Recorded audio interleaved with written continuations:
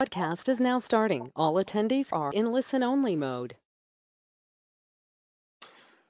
Hello and welcome to the presentation for the evening. I am Keith Harwood. I'll be talking today with you guys about leveraging stock breakouts, in particular with low implied volatility. So we're going to talk a lot about sort of momentum trades, and I think it's going to be a really exciting and interesting presentation. I hope you all get a lot out of it. So let's get started. As always, we have the necessary disclosures. All services and content are provided for educational and informational purposes only and are not intended as legal or financial advice. Make sure you read the rest of these disclosures. Basically, it's just letting you guys know that what I'm doing here is for educational purposes. Do not consider this a trade recommendation in any way, shape, or form. Before you enter into any trade, you should do your own due diligence, talk to your own financial advisors, et cetera, et cetera, et cetera. So we've got them all listed there. Read them, make sure you understand them. First, I'd like to introduce myself. So I'm doing this presentation with Option Pit. My name's Keith Harwood. You guys might be more familiar with working with Mark or Andrew. So let me just give you a little bit of background about myself. I've got a little over 10 years trading options. Started at Group 1 where Mark Sebastian was in 2005. So I've traded options on equities, ETFs. After Group 1, I moved into the fixed income space and I traded options on European fixed income products. I've traded options on gold, silver, softs, oil. I basically traded just about everything you can come up with here at this point, always with an option bias. I was on the floor of the CBOE as a market maker, moved off floor as a market maker, traded off floor, directing a guy on the floor for gold. So I've got a lot of experience being on the floor, off the floor, directing trading books. And then after that, I went and worked for a CTA and managed their precious metals book. Predominantly traded gold and silver, but a little bit of copper, a little bit of platinum, palladium here and there. And I also did a lot of their derivative strategies for them. So they all had fundamental backgrounds, had a bias to where they thought each of the commodities was going to go, and given their time frame, the market volatility, everything else, I would construct a trade for them that would really pay them off for their given view. And about 9 months ago, I left that in order to found Trade Academy. Now I am a prop trader, trading my own book, and I'm an options educator, and with my main focus being to teach other people how to trade options better. That led to this collaboration with Option Pit, and I hope you guys are really excited about what we're going to talk about today, because I think it's going to be a really interesting presentation. All right, with that, let's get right into the actual material here. So the goals for today, I'm going to introduce a trade setup. I'm going to explain to you what makes this trade setup work. I'm going to show you how you would traditionally look to construct this trade. Everything has its nuance. Every trade has a little bit of a reason to change it up a little bit, but sort of a starting point, a framework for that.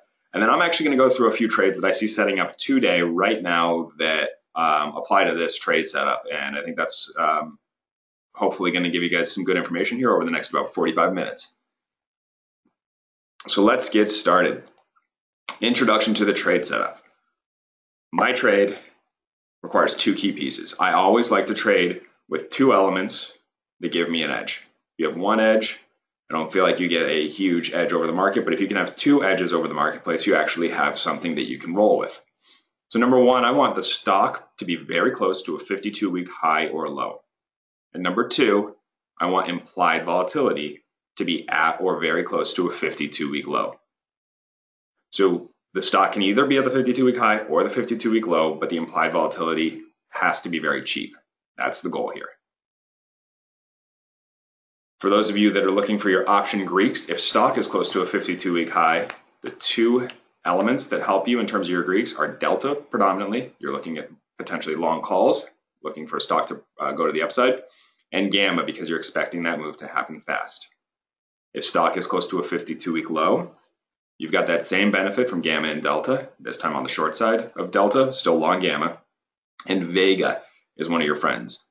The reason is that volatility tends to increase on down moves, but we're not seeing it yet at this stock in this time. So if you see a stock at a 52-week low with implied volatility at a 52-week low, that really raises some interesting flags for me to start taking a closer look, figuring out what's going on. So let's talk a little bit about why this works. As I said, we want that stock at an extreme price and implied volatility at an extreme low. The stock being close to a 52-week high or low prepares us for a breakout. Traders on the wrong side will be forced to exit. You hear people talk about a squeeze. So on the long side, when the stock's rallying and it's making a new 52-week high, everybody short over the last year is losing money. People trading could be making money trading from the short side, but people sitting on a short position are losing money. There's a chance every time we make a new 52-week high that they're going to get stopped out of their position. And the people that are long are going to continue buying until they get a signal that they need to be out. The markets today are dominated by computers, and computers don't really care about PEs all that often.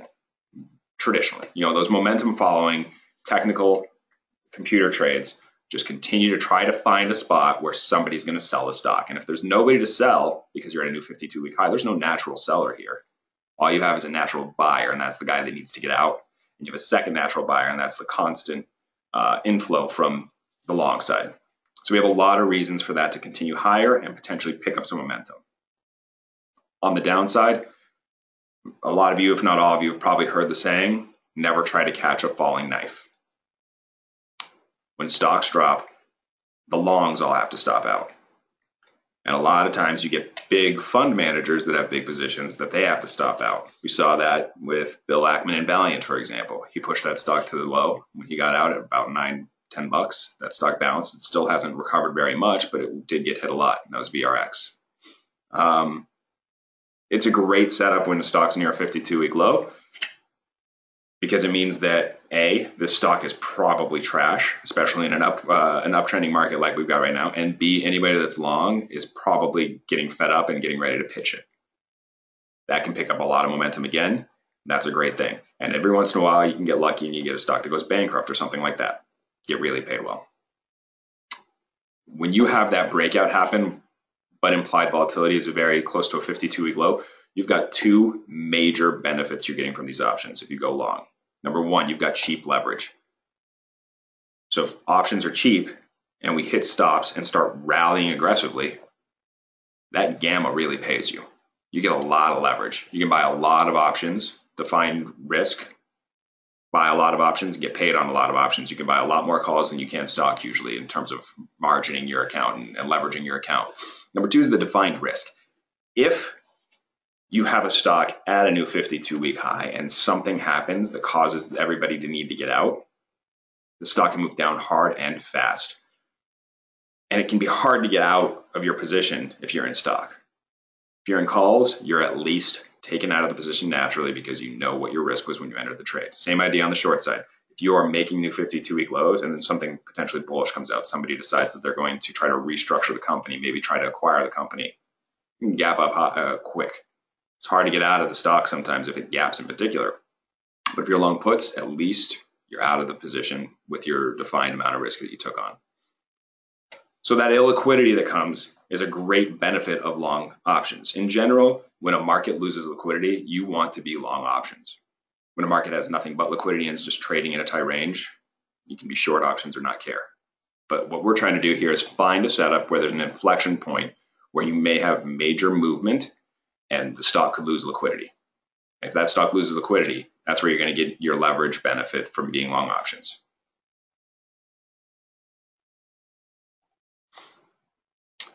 Let's see, I had a question here. Yes, I do look at historical volatility. We'll talk about that a little bit when we get into actual trade setups, Trevor.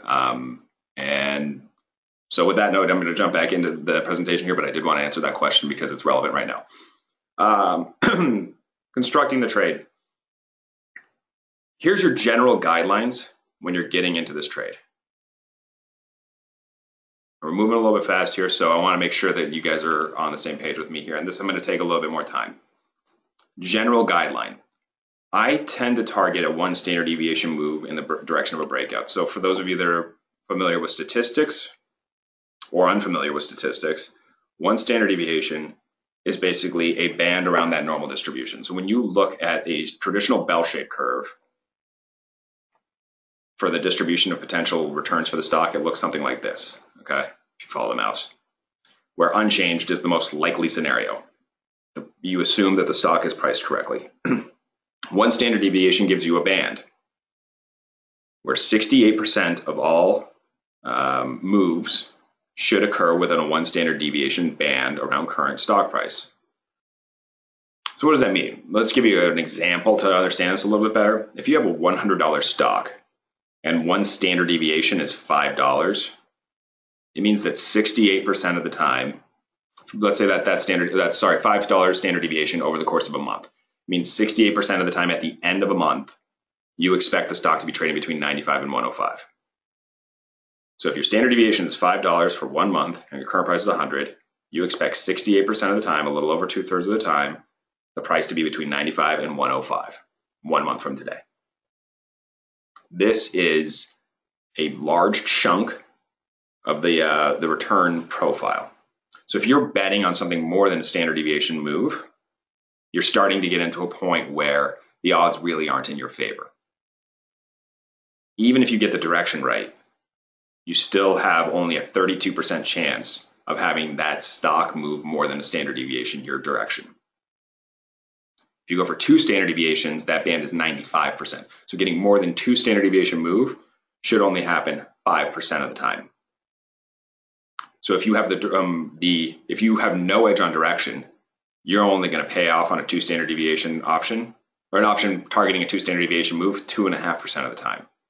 Okay?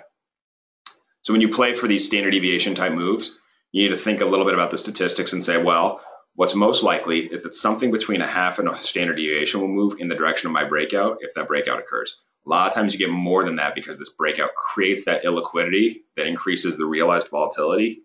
But you don't want to bet on too big of a move, and a full standard deviation usually gives you a lot of leverage already.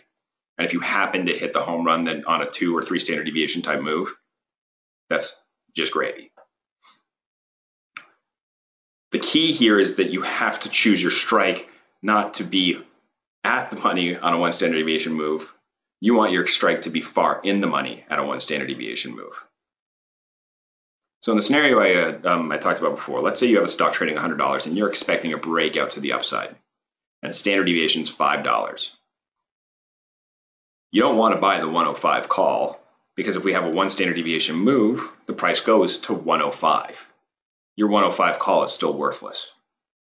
You need a 2 standard deviation move to go to 110 to make that call really pay you, or something between 1 and 2 standard deviations.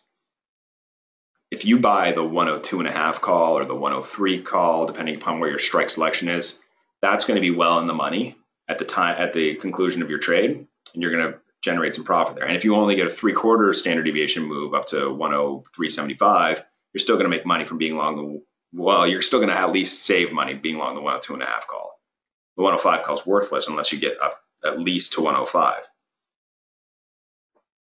Because volatility is so cheap, it is always really tempting to go with a higher strike, because you're looking at these options that have such cheap leverage. Maybe you look at the 105 call on a $100 stock and it's trading for a dime and you can buy so many of them. The problem is they're priced that way for a reason a lot of times.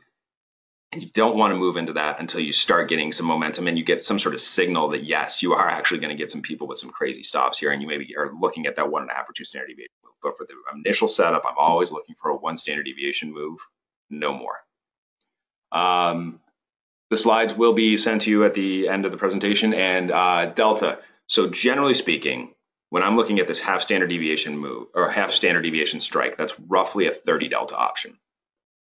Okay, so if I'm looking at the $100 stock that had that $5 standard deviation, generally speaking, I'm looking for something around the 102.5 strike, and that's going to be around a 30 delta. So if you don't want to do the standard deviation calculations, target something around a 30 delta, and that should get you pretty close to what you want.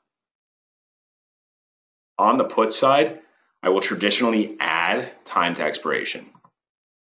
And the reason I do that is because we expect implied volatility to increase on a break.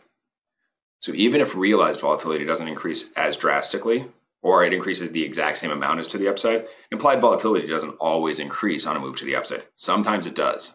But a lot of that implied volatility increase on a move to the upside comes in shorter dated options where people are chasing gamma. When you have a break, people are panicking and buying any option they can, and that increases implied volatility for the whole term structure. So I like to add a little bit of time to expiration on the put side to benefit off of that long vega. When I'm on the call side, I'm looking focused on gamma. On the put side, I want a balance of gamma and vega.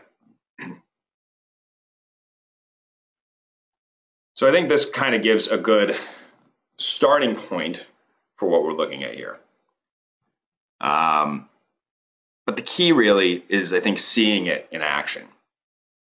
So I've given a really relatively fast summary of what we're looking for here, but seeing it in action is when you can really see the power of playing for the breakout. So I'm going to set up 4 trades for you today. First, I'm going to talk about BP. I'm going to talk about HP, talk about Mondelez, and Under Armour.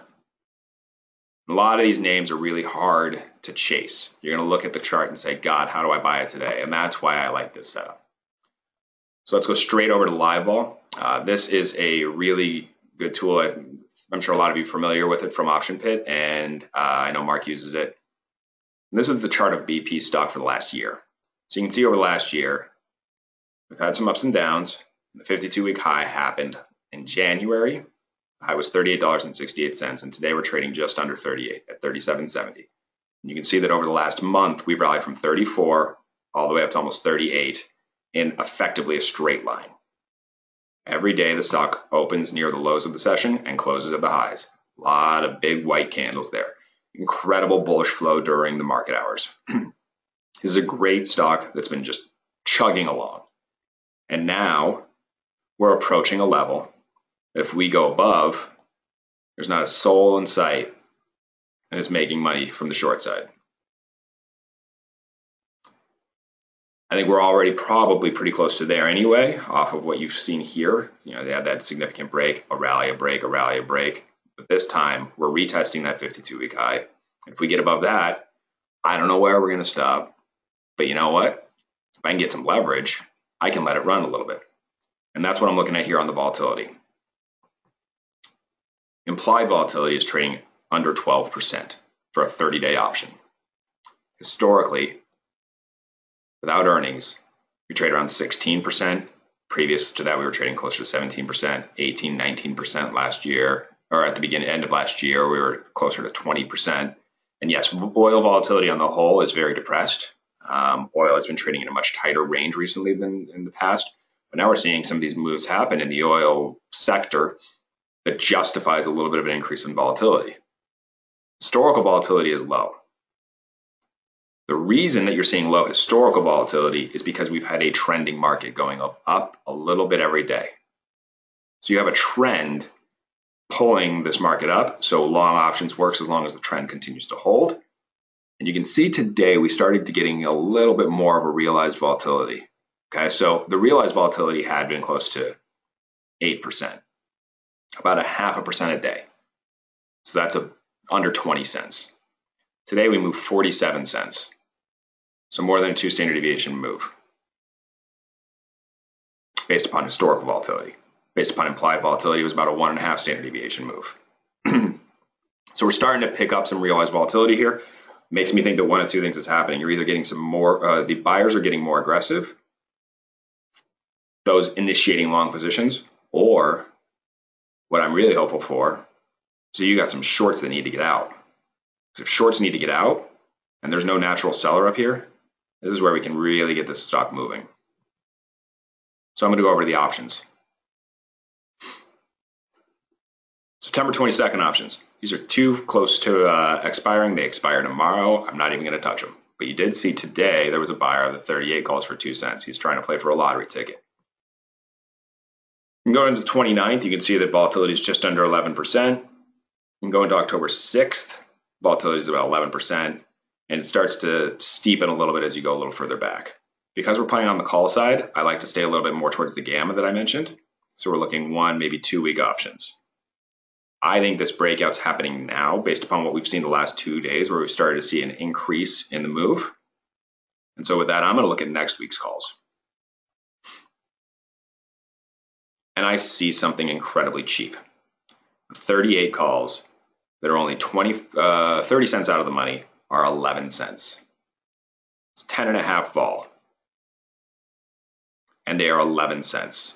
They're 30 cents away from being at the money, and they are 11 cents. If we have a move like today, 47 cents, they will be 17 cents in the money, and they're only 11 cents. These are 30 deltas I mentioned. This is exactly what I'm looking to play for a breakout. If that short has to come in and buy, and he has to buy aggressively, these things can pop.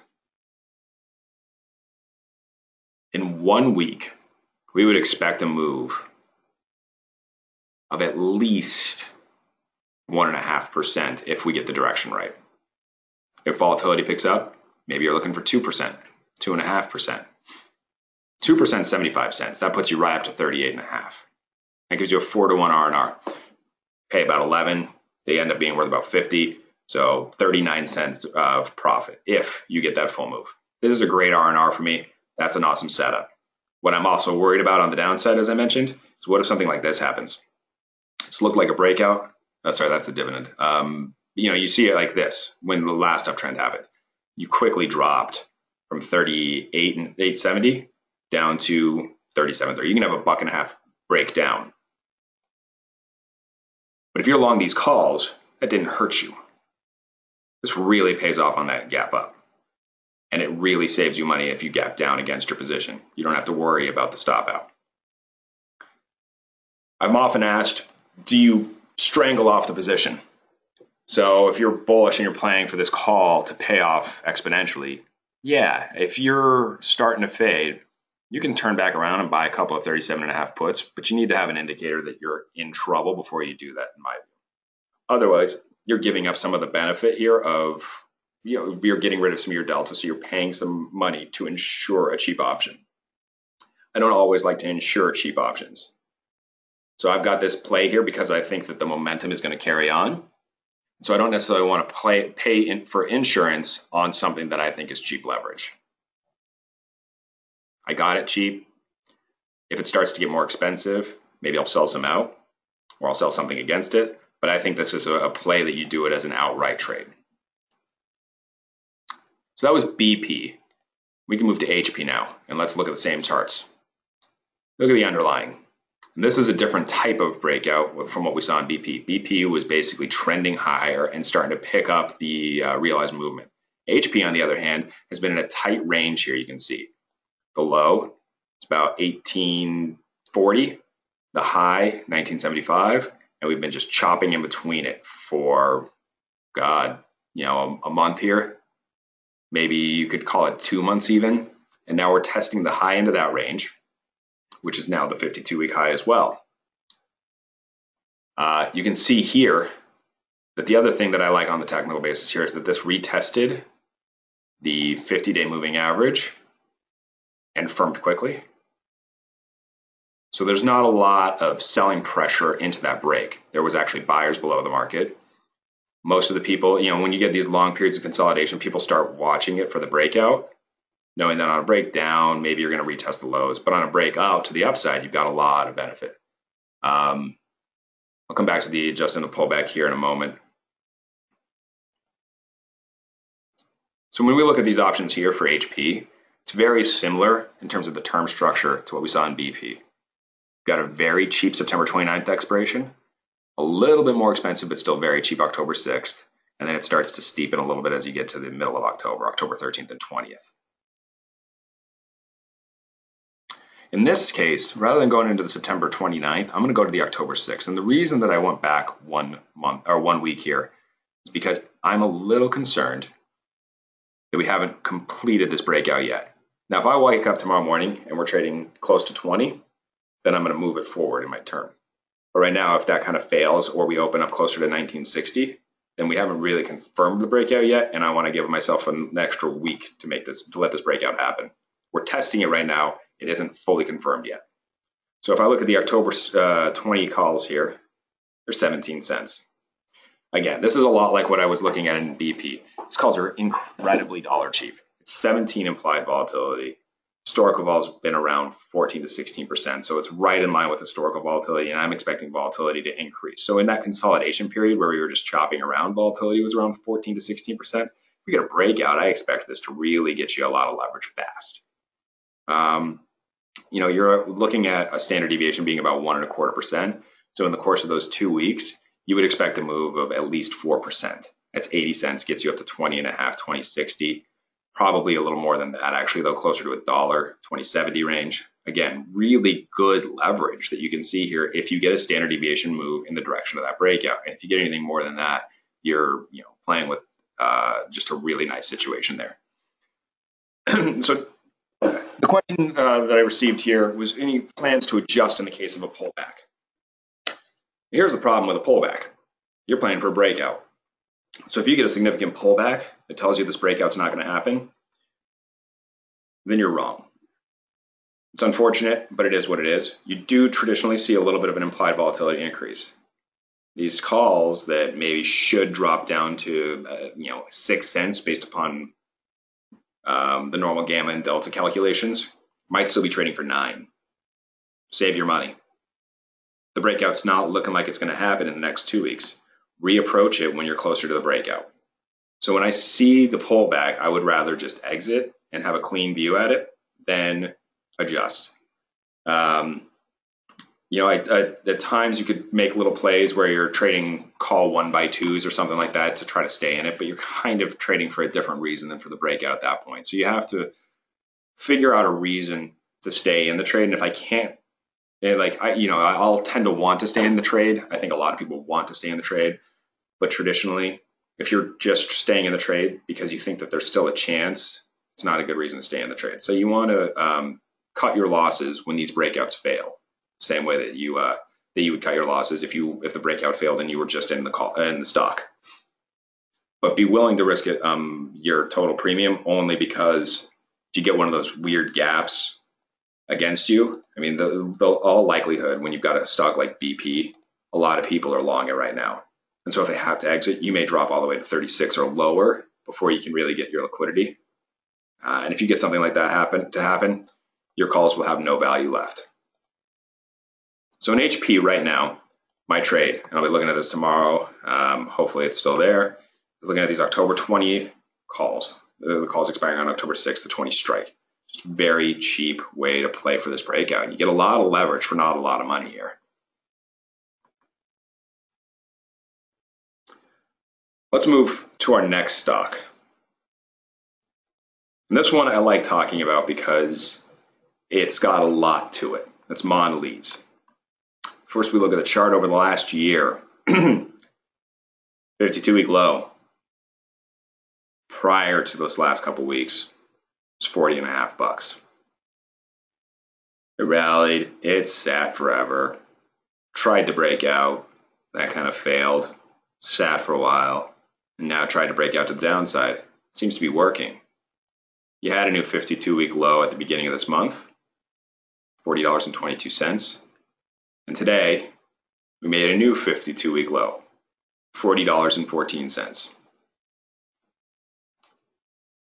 One of the things I didn't mention, that this is my fault, I should have mentioned it before, is why does this implied volatility get so low when a stock's about to break out?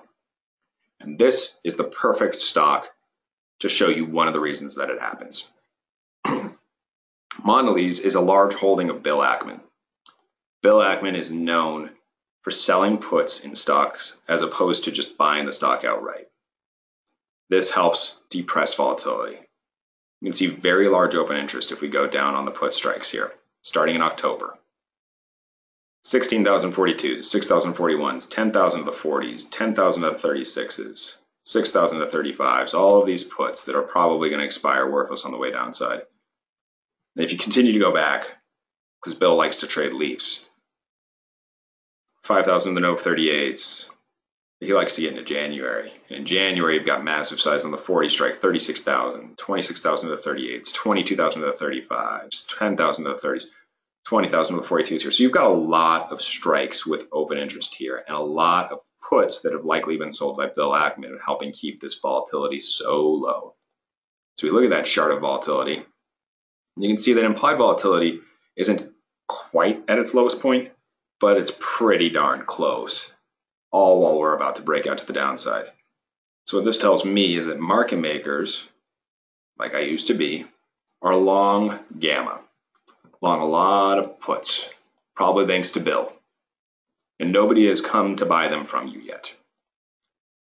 So one of the ways that we're hoping this implied volatility has gotten so cheap is because somebody came in selling a lot of puts during the break or before the break as a way to say, if the stock breaks, I'm happy to take delivery and just get long a bunch of stock. And what we really would love to see is that into that break, the guy's not actually able to hold as much stock as that. And he thought that he would be happy to buy 1 million shares of stock under 40. But in reality, something changed. He's not able to buy 1 million shares of stock under 40. Maybe his AUM dropped. Maybe something fundamentally changed that he no longer has that level of conviction once you got below $40. And that's where that falling knife really accelerates. If you can get a big player like a Bill Ackman to have to exit, the stock has a lot more downside. And Bill Ackman has been a big target from a lot of his positions. Valiant was one of the first. He was a big long around $200, got bigger around 100, kept selling puts as it broke towards 75, 65, 55, and eventually got out of his entire position when it was trading around $10. Now, I'm not saying Mondelez is a Valiant. Valiant was a special case that had a lot of problems. But Mondelez has problems too. It's in an industry that's being attacked by Amazon. People don't necessarily love being in the food game right now. You can see that from Mondelez, Kroger, Sprouts Farmers Markets. There's a lot of food-based names that are getting hit, a lot of retail names getting hit because everybody's worried about the interruption coming from Amazon. And yes, with Mondelez, I'm talking about a breakdown here. And as we get through this $40 level, I know that these puts, the 10,000 in open interest, are starting to sweat a little bit. That's not my strike, obviously. My goal on Mondelez is to play with something at around a 30 delta that picks up gamma and delta, that has a lot more gamma as we start to break and picks up its delta fast as we continue through. So I'm looking at this term structure again, and I see September's got a little bit of a vol premium.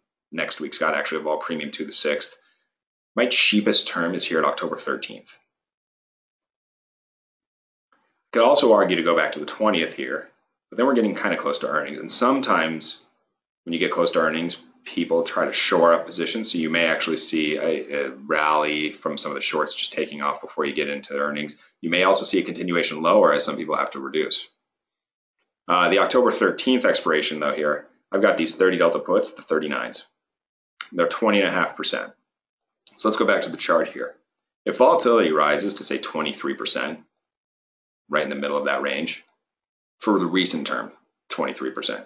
You could argue that this thing could go to 30% without a blink, but let's just go to 23%. Volatility increases 23%, those would be worth 48 cents today at this stock price. Obviously, I expect that volatility to increase only into a sell-off, not into sitting here.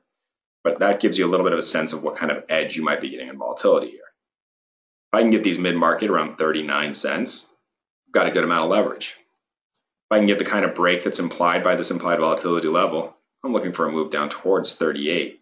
That's a decent return. But if volatility increases during that break as well, I can get a little bit more. How do I find these type of stocks? I have a lot of custom screens that I've made for myself, looking for stocks that are at or near 52-week highs and lows with volatility trading at lows. So I use live vol Excel to generate my screens. Those are all custom screens that I use there. So Mondelez is an interesting scenario because we've got this situation where we know that there is a big fund manager named Bill Ackman who's short a lot of puts because he always short puts in his favorite plays. And it's trading at a 52-week low. He's in a lot of trouble, and this is exactly what we like to see. We know that if Bill is forced out of this position, he can push the stock down quickly. He pushed Valiant down very aggressively when he was wrong. And to be clear, if you start seeing a guy coming in, buying a bunch of in-the-money Jan puts in Mondelez, that tells you that Bill's getting out, and that's the day that you as a short need to get out too, because once he's out, it's unlikely that there are too many impaired longs left. What we're trying to find here is the impaired long, the guy that is in so much pain. He's been bleeding so much that he just needs to get out at any price. And that's what we're looking for in Mondelez. I know that Bill always sells puts in his stock. So how do I know that Bill is selling the puts? Bill always sells puts. He sold puts in Valiant. He sold puts in ADP. He always talks about how when he puts on his positions, he sells deferred puts partially as a way to not have to disclose how big his stock position is. It's just his MO. He always does it. Yeah, I'm sure he sold puts in CMG as well. CMG, though, it doesn't have the same, it's not quite as close to this 52-week low, and I don't believe it had the same volatility. So we'll look at CMG real quick with you. So you see here, implied volatility is kind of middle of the range, and the underlying has already bounced a bit off of the 52-week low. So if the stock got back down here towards 295 and volatility started getting hit, this would be a prime target for something like what I was talking about. But because I'm not getting an edge in the volatility landscape here, over the last year, this volatility is not particularly expensive or cheap. Yes, realized volatility has been high, but it's not high with us on a low where I'm expecting a big breakdown. I do look at option volume and open interest. The open interest, I think, was a big key here in Mondelez, and as you know, as you can see, a lot of the open interest is starting to get in the money. That's one of the keys to me. If I don't know what strikes Bill has sold versus other people trading around, but if I'm looking at the Jan of 18 stuff here and I'm starting to see the 42s get in the money, the 40s get in the money, maybe these 38s get in the money, we know that there's a lot of pain starting to be taken. If I go into October, I don't know who's short these October 40 puts. Could be a guy along the 42-40 put spread, in which case he doesn't care. But if there's a guy that's short that put spread, or just short these puts, or short both of these puts, we've got a lot of trouble here below 40.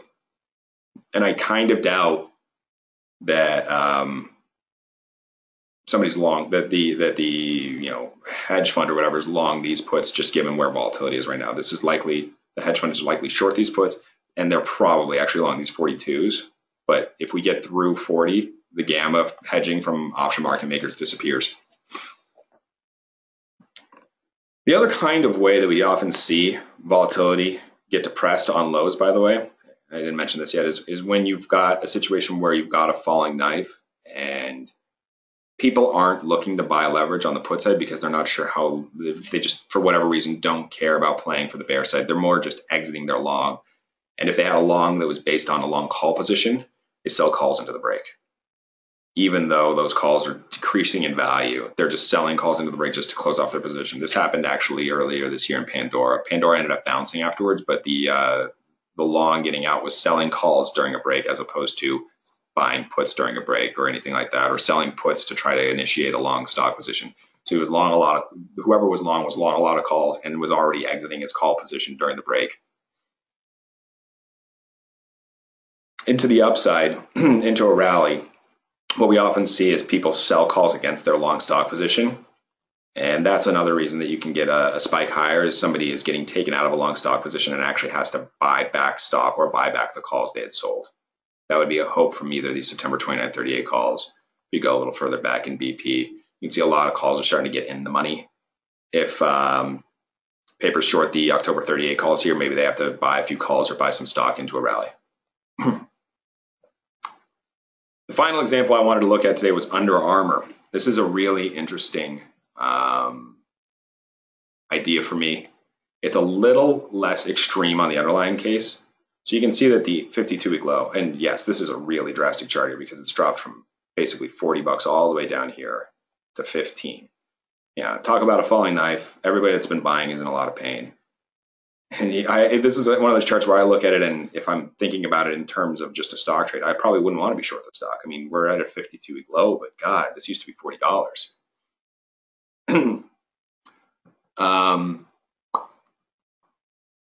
In this case, though, one of the things that I've seen in the past is I look as we're approaching earnings here.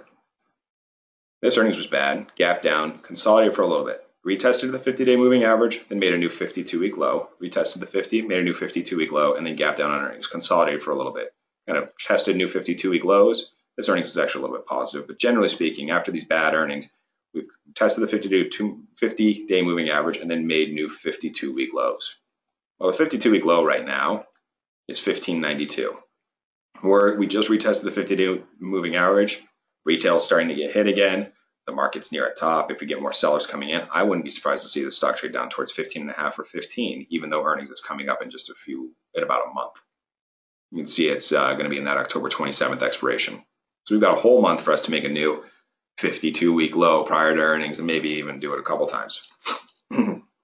So how am I playing this? I look at this term structure, and you notice the October 6th is very cheap, 34%. But I want to add a little bit of time to expiration because this volatility is actually relatively cheap here. It's not as cheap as it could be. It could get down towards 31%, but 35 I think is within reason to be long puts here. There are a lot fewer names that you're looking for breakdowns because of the fact that the stock market is at new all-time highs every day. So these stocks trading at 52-week lows really are garbage stocks. Under Armour is it's clearly just in a lot of trouble right now. Same issues that everybody's having in retail, and on top of it, they're struggling as much, if not more, than everybody else. Traditionally, I'd want to go into the 13th just so that I don't pay for the extra premium coming close to actual earnings. That last week before earnings, I'm not sure exactly what the market's going to do, but I'm actually getting a bulk discount to go to October 20th. So what I would do in this case is look towards that 30 delta put, which is the 15.5s. I'm looking to get long these for 30 cents, but I'm more than likely looking to exit these by the end of this week. So even though I normally try to pair my term a little bit more with the type of move I'm looking for, the timeline of the move, I'm going to go 1 week back to get a little bit better volatility level and just know that I would need to sell it prior to October 13th. And because I expect volatility to increase if we do get this break, then I actually get a little bit of a payoff on Vega, even if the break happens in the 29th or the 6th. So I will make less money off of Gamma, but I'll pick up some money on Vega.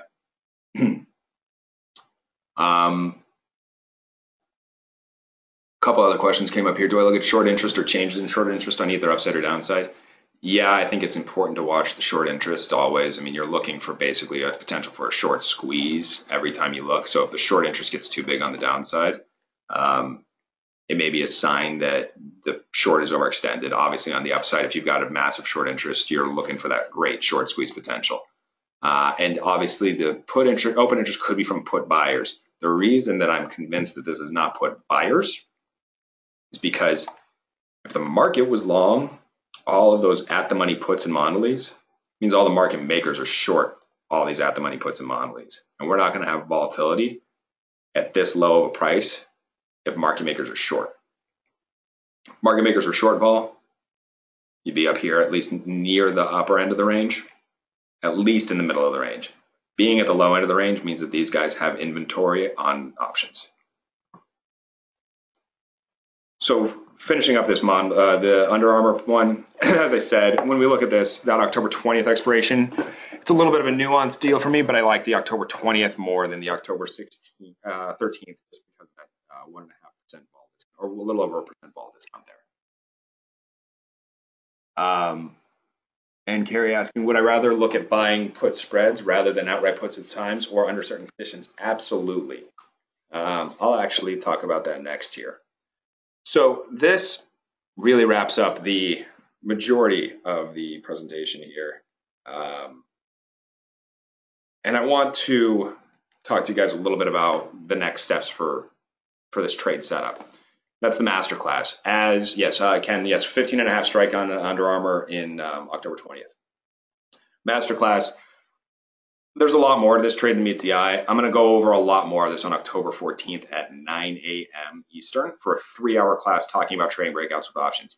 This is where I will expand more upon trades where volatility is not trading as cheap. There's a skew benefit. There's some reason you want to be in a put spread. Topics covered include identifying trades to avoid. There are trades you want to avoid in spite of a move to a new 52-week high or low. How you want to manage the winners and losers in these momentum type trades. Trading breakouts with option spreads, as I said. Market correlations matter. This is actually a big indicator for this type of trade, and you have to really pay close attention to it. I'll talk about how you want to look at the correlations and the correlation index and how to interpret them. And then finally, there are other types of breakouts. It's not just 52-week highs or 52-week lows. I want to talk to you guys about finding those powerful breakout signals that are not on stocks trading at 52-week highs or lows. We're going to do this at a pretty cheap price here, given the amount of information that's going to be covered here. I'm going to do it at $147. Normally, this, I think most of the classes that Mark talks about are in the 200 plus range. We're going to do it down at 147, but there's more. There's my little marketing hat for you guys. We're starting a subscription service. It's going to be a collaboration between Option Pit and myself called the Breakout Bulletin. It's going to be filled with actionable options, setups, trade ideas that we like the ones we talked about today. So every time I see one of these setups, I'm going to be sending it out, talking to these guys. Well, not every time, but most of the time when I see these setups, there's maybe too many to talk about, but I'll talk about all these setups that I'm seeing, give you guys a lot of interesting signals and a lot of interesting talk about them. I'll do a weekly review talking about what setups you want to watch. I'll give you guys instruction on how to pick the best options to buy. Anybody can give a guy a fish, but if I can teach you how to fish, that's going to be better for you and better for me in the long run, because the more people learn how to do this themselves, the more that they talk about it and how much I help them. And I want to help people in the long run. I'm not going to do this forever. Finally, we're going to offer this for $97 per month. But if you sign up before October 10th, which is the day we're going to be launching this, I'll give it to you guys for $47 a month for at least the first 6 months. Give you 6 months to see how much you like it. May go up to 97 at that point. I might keep it at 47 longer, but at the minimum, you're going to start at $47 a month for all of this, which is great. And we'll throw in the October 14th masterclass for free if you sign up for the bulletin. Let's go back here for some questions here. Yeah. Folks, let me just comment. Hi, this is Mark. I'm back. Yes. Hi, Mark. You know, the reason why I wanted to partner with Keith is he comes from a very similar background from me. He's one of the guys, you notice I don't do a lot of like these type of partnership deals where Keith's actually going to be working directly with us. He's going to be in our chat room about once a week. He's going to be hosting these breakout stuff through Option Pit. He's the first person we've ever done anything like this with, and that's because he's the first person that I found out in the business that I actually trust to partner with in this respect, because I know he knows what he's talking about and I know he knows what he's doing. And he's a good trader. And, you know, as someone who has seen him from basically his first day on the job through to where he is now, I can tell you the guy knows what he's doing. I mean, I was in Chicago when you started, as I recall. That was like, you were like, summer was your first year out of college. It was a lot of fun working with you back then. Now look at you. The student has become the master. Yes, hopefully. Yeah, no, so this has been good. And I think that one of the other things that Mark and I, we worked well together back in the day. We were in the same pit together for, what was that, a couple of years. I actually moved into his Yeah, we were pretty, without colluding, we were collaborative. Yeah, exactly. Standard pit trading methodology. Worked a lot well together, and and then I went off and learned a couple of new things from experience trading on the Merc, the NYMEX, whatever, and then working with the CTA. So figured I could bring something back to the group here. Let me go through a couple of these other questions real quick. I don't want to take up too much time here, but I want to make sure everybody gets their questions answered. Is there a scanner for Thinkorswim platform? I'm not familiar with Thinkorswim, so I don't know, but this is a custom scan that I make. So they may have a custom scan similar, or they may have that ability using, sort of an Excel plugin. When you asked pairing my term with the move that I'm expecting, so I like to, if I'm looking for a move to occur over the next 3 weeks, I often like to look at options that expire within the next 3 weeks. So I don't want to play options that expire this week if I think the move is going to be a month away. I also don't want to play options that expire in 3 months if I think a move is going to happen today. I get a lot more leverage if I try to pair that term with the term of my move. Will there be a recording? Absolutely. Russell, all-time high price, all-time low IV. I'd look to buy some calls. You look for that breakout potential there. It's a little harder in indices, but in general, I'd start off on the bull side there, and with price at an all-time high and vol at an all-time low, it's got some potential for that breakout. Spreads that I will cover, simple verticals, calendars, diagonals, I think are the keys. Generally speaking, you're going to do less calendars because calendars are you're either going to have to trade it short the calendar when vol's cheap, or which is a negative, or long the calendar so you're short gamma when you think there's an explosive move. So more diagonal or vertical. Breakout bulletin. It's going to be very frequent. I'm not sure if it's going to come out every single day, but generally speaking, I'm going to be looking at stuff constantly and putting stuff out as I see it, and talking about managing the trades that are put on and finding new trade opportunities. Talked about the spreads. You restrict the price range of the underlying stock? No. I'll look at any stock at any price. I mean, I'm not going to look at, Seadrill, SDRL, which is 36 cents. There's no point in trading any options on that. But if you have a $2.50 stock, you trade it. Chesapeake's $4. I'll trade options on Chesapeake, and Alibaba's 180. You can trade that. Amazon, you have to be a little bit cautious. If you've got a smaller account, it's harder to trade options in Amazon. If the options you're looking at are $8, a one lot's $800. So you have to go towards spreads in that case if you're looking for a smaller account trade. But generally, I don't think that you want to limit your universe.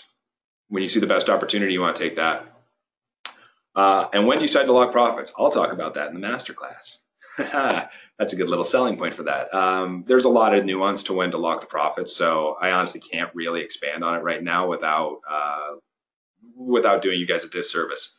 But there's a lot of different ways to look for locking profits, and I can talk to you guys a bit about how to find that signal. All right. Thank you guys very much.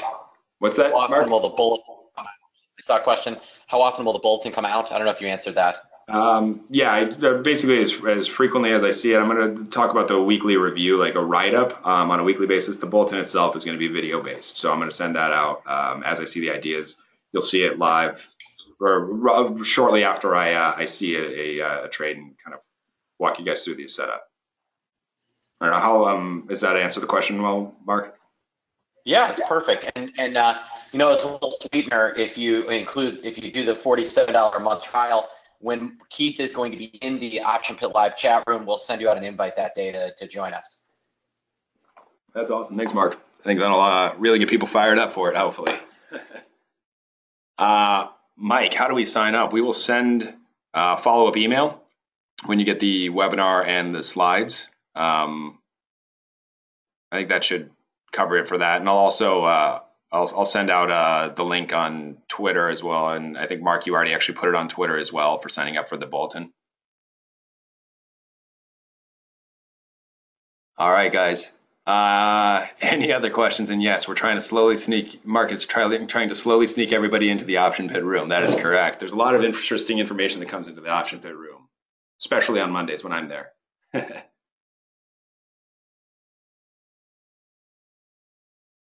All right, if there's no more questions here, we're going to stop the recording now. I hope everybody learned a lot here.